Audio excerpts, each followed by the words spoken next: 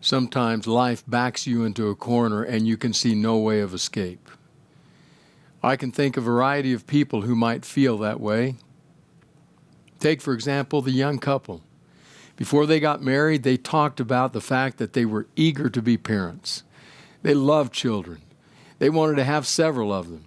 And they didn't want to wait too long before they began. They got married, deeply in love, happy to face the future together. And then they faced infertility. They tried everything possible. Prayer chains at the church. They went the route of all that medical science could offer them.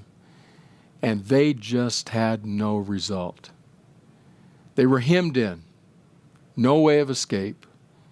Backed into a corner. I think of that couple. Or I think of the enterprising entrepreneur who was excited to get her business started. She had been dreaming about this since college days. She finally got out of college, got the capital together, got the business plan in place. Everything was ready to go. But before she opened, she invited her pastor to come over to her place of business to dedicate the space. She wanted this not to be just her dream, but she wanted this to be something that was blessed by God. And then she opened, and things went really well until something called COVID-19 hit. And that just kicked the props out from under her. Her plan was in a shambles. Financial picture was dismal. Where to go? Would she survive? She was hemmed in. Nowhere to turn. Backed into a corner. I think of her. Or I think of the older couple. They had been dreaming about retirement for some years. They had been very careful to follow a retirement plan so that all would be ready. They would have enough money not just to live, but to take a nice vacation here and there, be able to travel a bit. They had been very careful, very thoughtful, very prayerful as they planned for retirement. And then just about the time retirement was to begin, those persistent symptoms would not go away. He finally listened to his wife, went to the doctor. Tests were run. They came back positive. And suddenly this couple that had planned for so many years was hemmed in. No way out. Backed into a corner. I even think of the dental student who invested. Oh, he invested in his education. Dental school is not cheap. He took out the loans. He studied hard. He did well. When he graduated, he found a practice that he could buy into and later buy. And then, COVID-19. No patients for weeks, several months in fact. Everything was a disaster. Would he survive? He felt hemmed in, no way out, backed into a corner. Have you been there? Are you there right now? It's been for those kinds of reasons that we've been in this sermon series. This is the 5th of 5-part sermon series entitled simply, When? When life doesn't turn out the way it should, then what? And today we looked at those who are backed into a corner. Well, if you're there, if you've been there, if you can relate to our friends we just discussed, just know that you're not alone. Israel, the children of Israel, were backed into a corner, hemmed in, no way of escape. The context is pretty simple, though quite dramatic. The context comes at the time of the Exodus from Egypt. The 10 plagues have fallen. Pharaoh has finally yielded, at least for the moment, and allowed the people to leave the land. It's not long thereafter that they have that experience of being backed into a corner. So I want to read to you what it was that they experienced in Exodus chapter 14. I begin reading in verse 1. Then the Lord said to Moses, "Tell the Israelites to turn back and encamp near Pi-hahiroth, between Migdol and the sea. They are to encamp by the sea directly opposite Baal-zephon. Pharaoh will think, The Israelites are wandering around in the land in confusion, hemmed in by the desert. And I will harden Pharaoh's heart, and he will pursue them. But I will gain glory for myself through Pharaoh and all his army, and the Egyptians will know that I am the Lord. So the Israelites did this. When the king of Egypt was told that the people had fled, Pharaoh and his officials changed their minds about them and said, "What have we done? We've let the Israelites go and have lost their services." So he had his chariot made ready, took his army with him. He took 600 of the best chariots along with all the other chariots of Egypt, with officers over all of them. The Lord hardened the heart of Pharaoh, king of Egypt, so that he pursued the Israelites who were marching out boldly.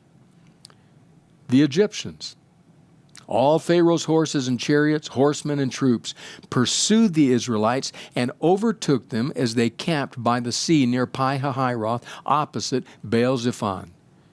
As Pharaoh approached, the Israelites looked up, and there were the Egyptians marching after them. They were terrified and cried out to the Lord. Then they said to Moses, "Was it because there were no graves in Egypt that you brought us to the desert to die? What have you done to us by bringing us out of Egypt? Didn't we say to you in Egypt, 'Leave us alone, let us serve the Egyptians'? It would have been better for us to serve the Egyptians than to die in the desert." Moses answered the people, "Do not be afraid. Stand firm, and you will see the deliverance the Lord will bring you today. The Egyptians you see today, you will never see again. The Lord will fight for you. You need only to be still." The children of Israel are angry. They're blaming Moses. They're not just murmuring against him, they're almost yelling against him. "Why have you brought us out here? We are now caught between the devil and the deep blue sea," to quote the late, great Cab Calloway. We're caught between two options, neither of which is good. The sea is before us, the Egyptians behind us, the desert around us, the mountains block us in. Where are we supposed to go, Moses? We're backed into a corner. Now here's what's particularly galling about this, what's particularly difficult. They didn't need to be there. They did not need to be backed into this corner. There was a much more direct route from Egypt to the land of promise. So we have to ask the question, just why are they here? How did they get crammed into this corner from which there seemed to be no escape? Well, the truth is, God had everything to do with it. So having seen them now backed into that corner, I want to back up just a few verses and ask the question, what got them here in the first place? So let's go back now and read from the previous chapter right toward the end of the chapter, Exodus 13, starting with verse 17. Here's what the record says. When Pharaoh let the people go, God did not lead them on the road through the Philistine country, though that was shorter. For God said, if they face war, they might change their minds and return to Egypt. So God led the people around by the desert road toward the Red Sea. The Israelites went up out of Egypt ready for battle. Moses took the bones of Joseph with him, because Joseph had made the Israelites swear an oath. He had said, God will surely come to your aid, and then you must carry my bones with you up from this place. That's a disturbing passage. If you've paid careful attention to what it said, you no doubt are saying, wait a minute. God backed them into the corner? God got them there? Well, that's what the passage says. I want to talk to someone who's worshiping today with us, who's backed into a corner. I don't know. You may be that infertile couple. You may be that enterprising entrepreneur. You may be that senior citizen retiring couple. You may even be that young dentist wondering how to survive. But somebody here has been backed into a corner. If you have been backed into a corner and see no way of escape, I want to share with you three things from this passage. Three things. Here's the first one. With God, often, the straightest line is a zigzag. With God, often, the straightest line is a zigzag. I've drawn those words from Donald Sanukian. I'm going to read from Dr. Sanukian in a moment.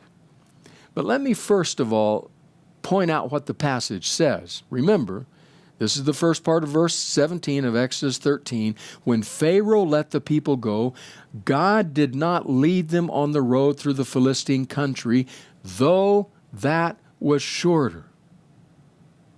There was a much more direct, I'll even call it a fairly straight route from Egypt to the land of promise.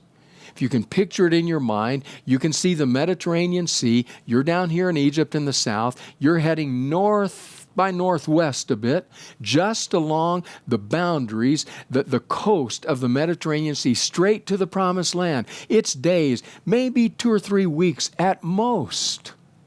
Straight route. That's the way to go. And yet, that's exactly where they're not going. Instead of heading northwest, they're heading southwest in the opposite direction. God, what in the world is going on? What are you doing? So now the words that I mentioned from Donald Sanukian.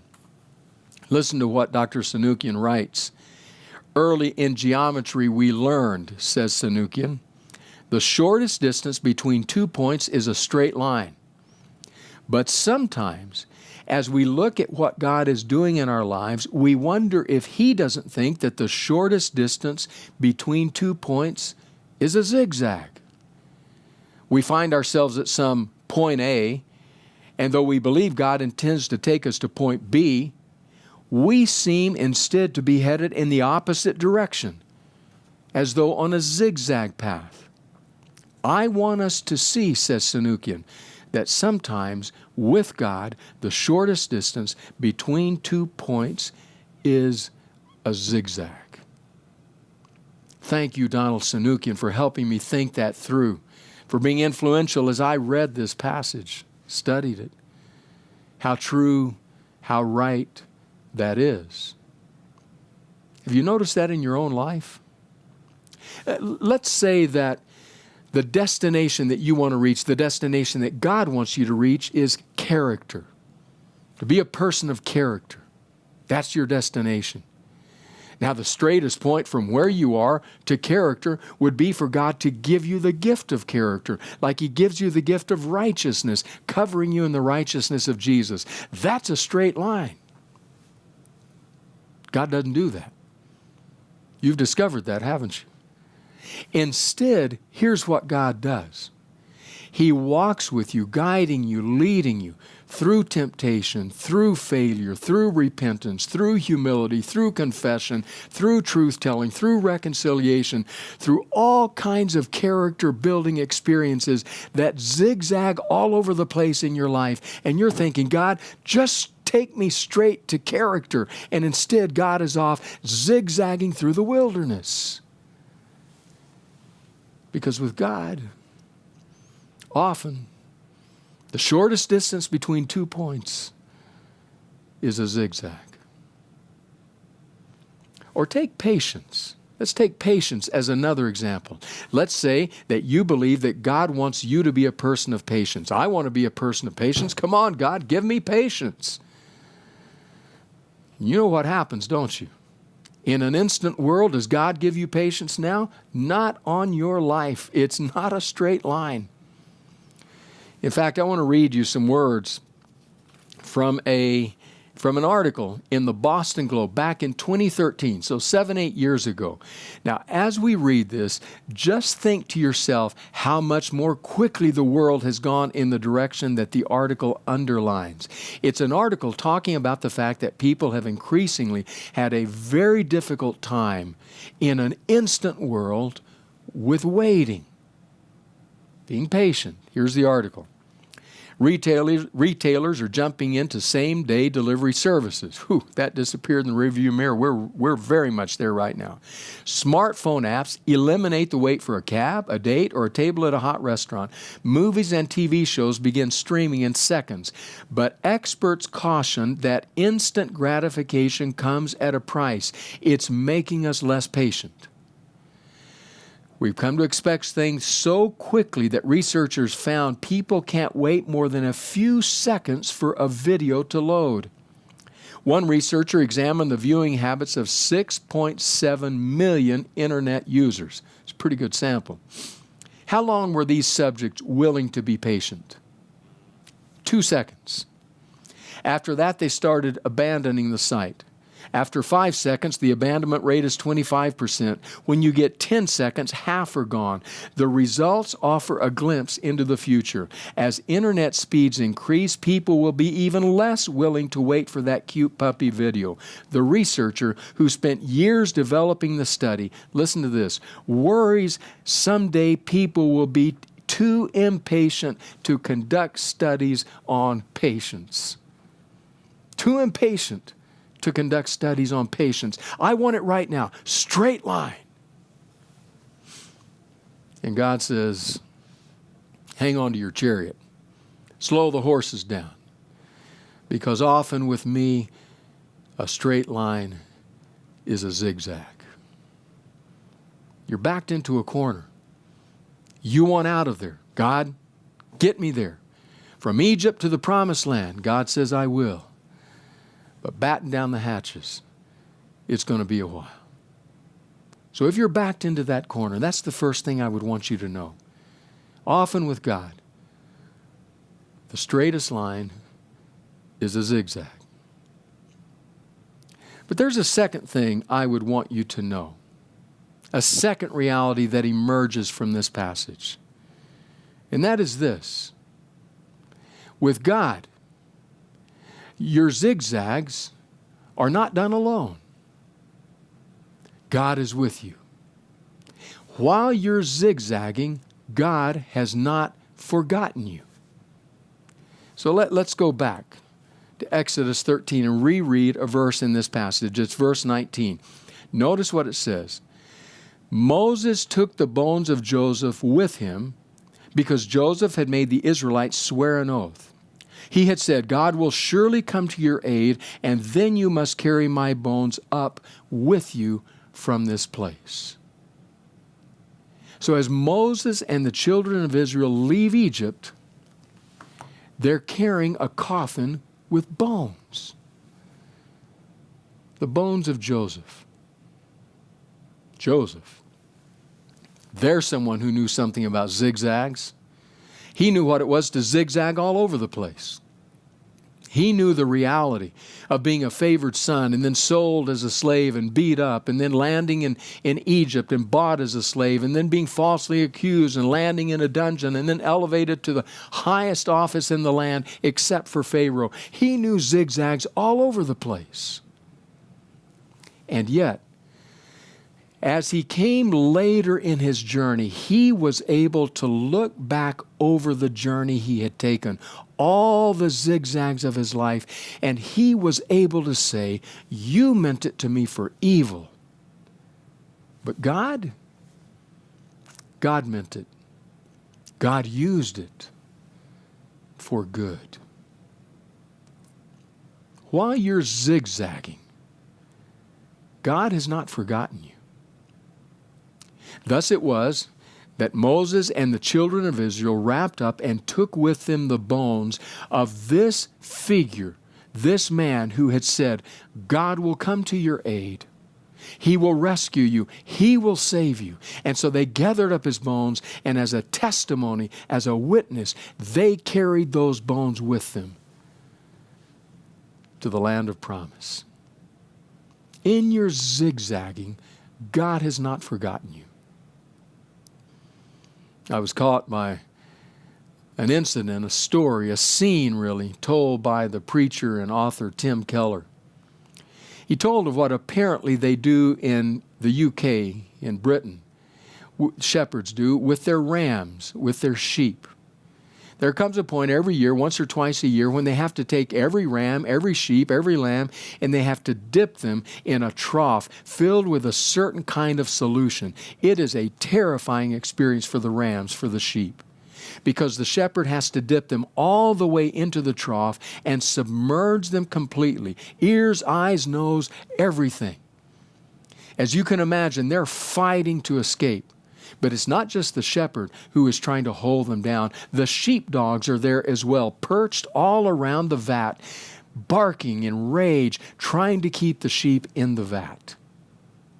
If the shepherd doesn't do this, that ram, that sheep, will likely succumb to parasites and other diseases. It is necessary for the health and the well-being of the sheep. Now, while Keller is telling that incident, he then writes this. One Christian writer witnessing this process couldn't help but remember that Jesus is called our Good Shepherd and that we are his sheep. She wrote, says Keller, I've had some experiences in my life which have made me feel very sympathetic to those poor rams. I couldn't figure out any reason for the treatment I was getting from the shepherd I trusted. And he didn't give me a hint of explanation. As I watched the struggling sheep, I thought, if only there were some way to explain. In other words, if she could tell the sheep why this was happening. But such knowledge is too wonderful for them. It is high, and then she quotes from Psalm 139, they cannot attain to it. And then Keller closes with these words, we too have a good shepherd who is committed to his sheep, though he often does things that frighten us and that we cannot at the moment understand. He's still our good shepherd. He's still with us. Have you been to those places? Places where you feel backed into a corner, hemmed in, no place of escape, what to do next? And then you recognize it was the shepherd that got me here. I'm not in this space because I was disobedient. I'm in this space because I obeyed, because I followed. Because rather than heading northwest in a straight line, I followed the Spirit in a zigzag in a southwesterly direction. And now I'm in this situation and I'm wondering, Shepherd, what are you doing to me? Well, if it's true that often with God, the straightest line is a zigzag, it is also true that when we zigzag, God has not forgotten us. God is with us. We carry the bones of Joseph as a testimony that God will fulfill his word, that God will complete his promise. So if you're backed into that corner, I want you to know both of those things. That with God often the straightest line is a zigzag, and when we zigzag, God has not forgotten us. But I would also like you to know a third reality from this passage. If you're backed into that corner, consider this reality. When we zigzag, God has his purposes. When we're zigzagging and getting backed into the corners, God has his purposes. Back to Exodus 13. Reread those first two verses we read, 17 and 18. When Pharaoh let the people go, God did not lead them on the road through the Philistine country, though that was shorter. For God said, if they face war, they might change their minds and return to Egypt. So God led the people around by the desert road toward the Red Sea. The Israelites went up out of Egypt ready for battle. So he didn't go the straight route. He went another route, but he had a reason for doing that. He said, I'm concerned. They may be marching out in battle array. They may think they're ready for battle, but they most definitely are not. And if they get into that situation, they may become so overwhelmed, so discouraged, that they will go back to their former life. God had His purposes. I read you the words of an author, a writer named Larry Libby. Listen to what Libby describes. Bob, he says, my father-in-law, hunts deer every fall in the mountains of north central California. A number of farmers and ranchers in the area are willing to let individuals or small groups hunt on their property if the hunters ask permission and show some respect for the land. My father-in-law is one of the most congenial men I've ever met. It would take a surpassingly cranky landowner to turn him down. Last year, he approached a rancher and asked him if he might drive through a certain gate and do some hunting in the evening. When shadows lengthen and the October sun slips low in the west, deer begin to venture forth from their hiding places to graze. The rancher gave Bob a thoughtful look and said, "Yeah, you can come on the land, but you'd better let me ride with you in the truck for a while. I want to show you some things." Now, I can imagine, says Libby, I can imagine some men thinking, "Oh, come on, show me some things? Why do I need a passenger? Either let me in or tell me to stay out. I know how to drive and I know how to hunt. I'm a big boy. I don't need a chaperone." Bob, however, being the man he is, cheerfully assented, and the pair drove through the gate onto the ranch. They had been skimming across a wide, seemingly featureless field when the rancher suddenly said, "You'd better start slowing down." Why?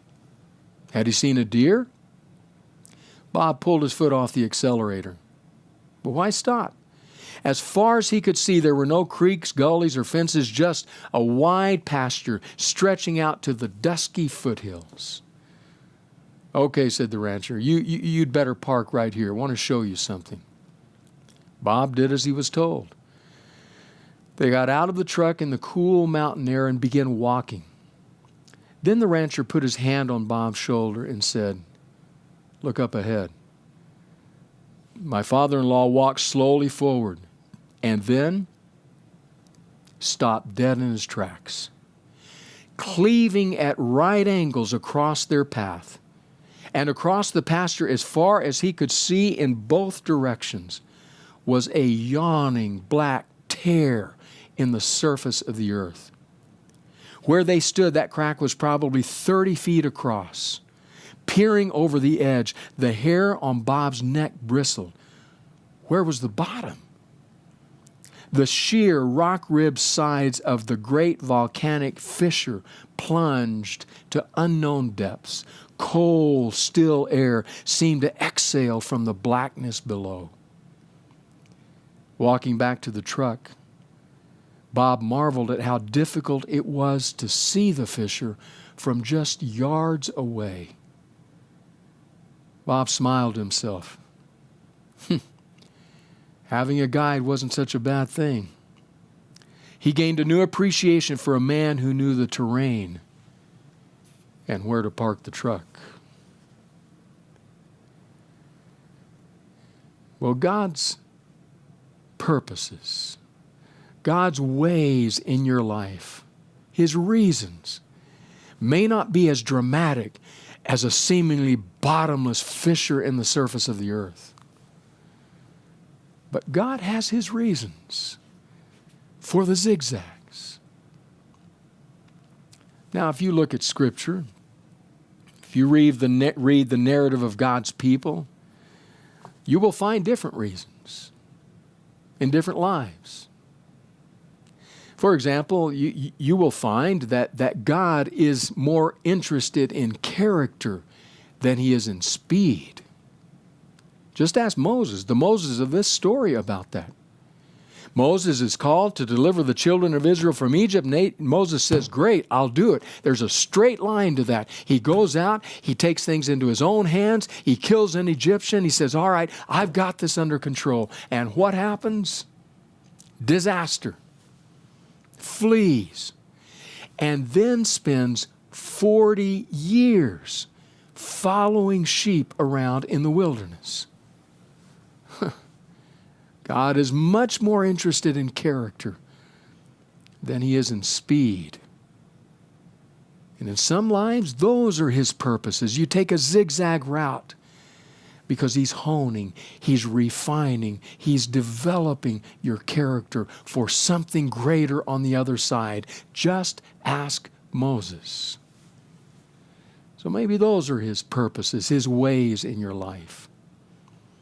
Or look into another life, and you will find out that maybe the ways of God are that God needs to work on us so that He can then work through us.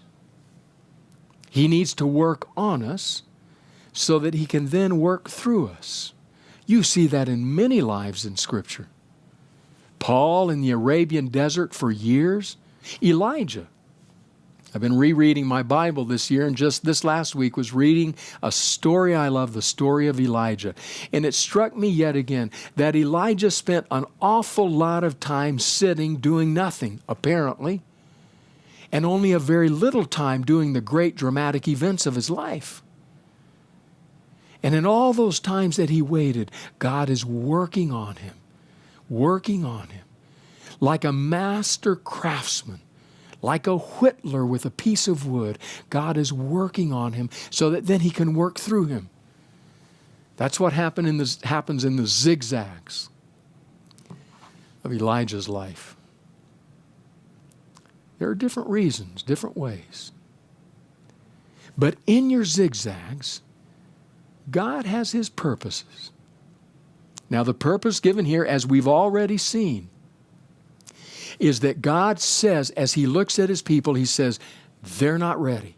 They are not mature enough yet for what lies ahead of them if they take the straight road. Not ready yet.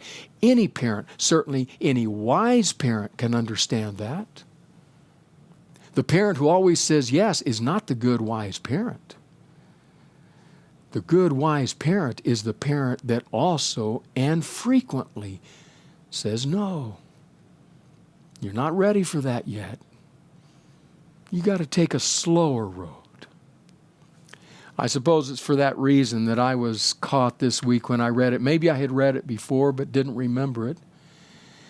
When I read these words from the pen of Ellen White, Signs of the Times, she writes, "The conflicts of earth in the providence of God furnish the very training necessary to develop characters fit for the courts of heaven.